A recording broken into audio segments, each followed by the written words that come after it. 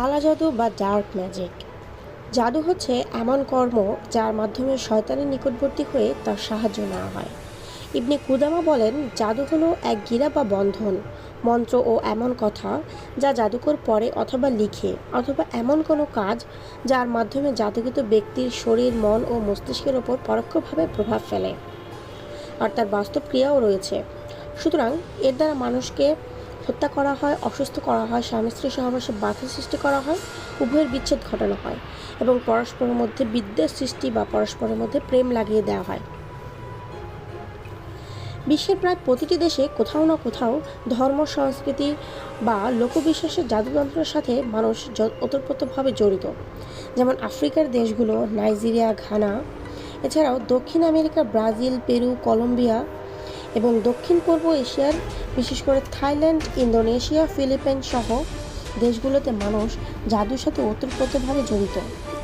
এছাড়াও আছে ভারতের বিহার, উত্তর প্রদেশ, মধ্যপ্রদেশ ও বাংলাদেশের উত্তরবঙ্গ, দক্ষিণবঙ্গ সহ বিভিন্ন অঞ্চলে জাদুর চর্চার প্রভাব অধিক মাত্রায় বেড়েই চলেছে। বর্তমানে আমাদের সমাজে অত্যাধিক পরিমাণে বিবাহ বিচ্ছেদের হার বেড়ে চলেছে।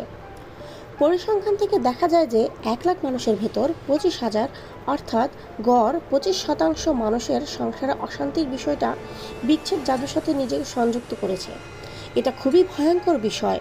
25% বিবাহিত মানুষের জিন ও জাদুর প্রভাবে সংসার নষ্ট হচ্ছে এবং ডিভোর্সের হার দিন দিন এই জন্যই বেড়ে চলেছে বলে ধারণা করা হচ্ছে। আজকে আমরা জানব জাদুর মাধ্যমে বিবাহ বিচ্ছেদের আলামত সমূহ। কারা বিবাহ বিচ্ছেদ ঘটাতে পারে, আসুন জেনে নেওয়া যাক। মেয়ের মা বা ছেলের মা ছেলে ও ছেলের বউর সাথে বিবাহ বিচ্ছেদ ঘটাতে পারে। ছেলের বোন, ভাবি স্বামী স্ত্রীর বিবাহ বিচ্ছেদ ঘটাতে পারে। এছাড়া এক বোন হিংসা বা অহংকারের কারণে অন্য বোনের বিবাহ বিচ্ছেদ ঘটাতে পারে। বন্ধুবান্ধব, আত্মীয় স্বজন বা পাড়া প্রতিবেশী, সম্পদ বা ব্যক্তিগত ঈর্ষণীয় দ্বন্দ্বের কারণে স্বামী স্ত্রীর মাঝে বিবাহ বিচ্ছেদ ঘটাতে পারে। চলুন জেনে নেওয়া যাক বিচ্ছেদের জাদুর আলামত সমূহ।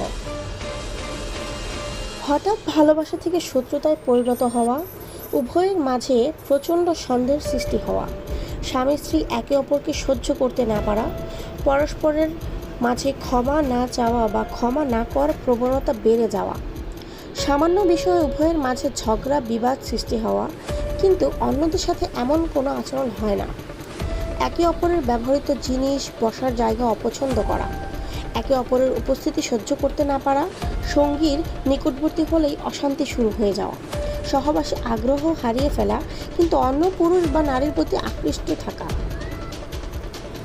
উপরোক্ত অধিকাংশ লক্ষণগুলো মিলে গেলেই সহি আকীদার রাকির কাছ থেকে রুকাইয়া চিকিৎসা নেওয়া উচিত।